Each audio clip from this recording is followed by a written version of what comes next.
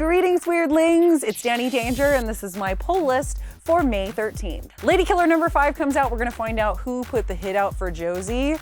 I think it was her mother-in-law. That lady with her beady little eyes. She's so judgmental.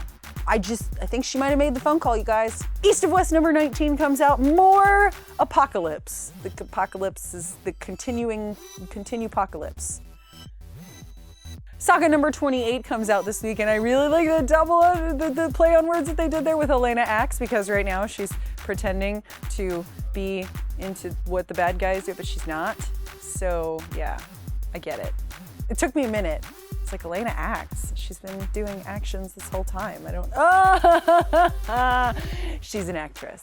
I'm picking up Southern Cross number 3, and I'm a really terrible comic book reader because I haven't read issues 1 or 2 yet. So you go through and you make your list and you read the synopsis and you're like, oh, the Southern Cross, it's a thing. It's actually like a thing, and it has secrets. Oh my God, that's exciting. It's like a bubblegum wrapper with jokes inside, except instead of a joke, it's a story about your dead sister. In Angela, Asgard's Assassin number 5, Sarah may or may not be dead. We think she's alive, but it's for a very not good reason, which is totally a bummer because I really liked Sarah. First issue, she was really funny. Captain Marvel number 15 comes out, and Carol is coming back to Earth, and this is gonna be kind of a big deal because she's been gone for a long time. I almost sort of forgot that's where she lived. So Howard the Duck number 3 comes out this week, and there's all of these hints in the synopsis about who the special guest star is going to be, and it's somebody who was dead or is dead, but nobody ever dies in comics except for Uncle Ben, which wouldn't that be a kicker if it was Uncle Ben? That would be pretty funny. Miss Marvel number 15 comes out this week, and poor Kamala is about to have her heart crushed and stomped on by a bad guy, methinks. Maybe? Crap! In Storm number 11, one of the bad guys from her past is going to come back. It's going to sort of catch up with her. I feel like that kind of already happened when she went underground. I'm interested to know who it is. What I really want to talk about is this cover, because the cover art on this comic, I kind of actually want to have it tattooed on my body. Stunning.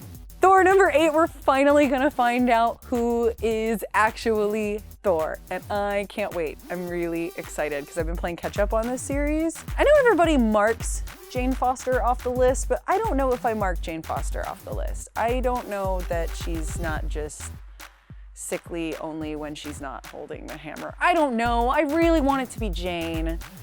I've also got ODYC number 5, Copperhead number 7, and Black Science number 14. My boss and some numbers asked how I liked the Avengers Age of Ultron movie.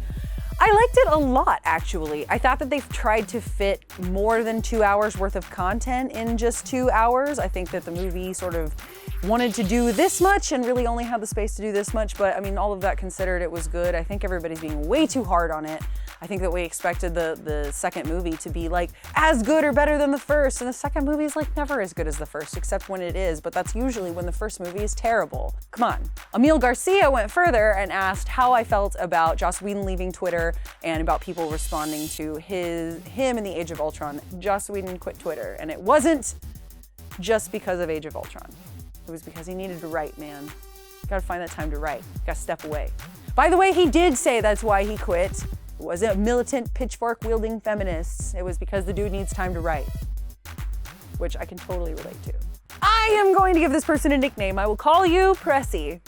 Pressy asked if I dropped Spider-Woman, and I did. It comes down to, at the end of the day, I am not a rich woman, and I spend a lot of money on comic books.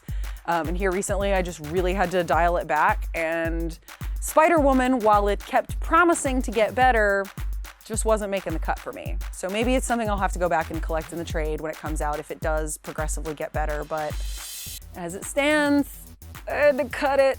Also, be sure to like, share, and subscribe. We do this every week. Most weeks, unless there's like an emergency. Or Christmas. We don't do it at Christmas either. A special thanks, as always, goes out to Austin Books and Comics for taking such good care of our pull list and letting us film in their lovely back issue room where there are many back issues. Tasty, tasty back issues.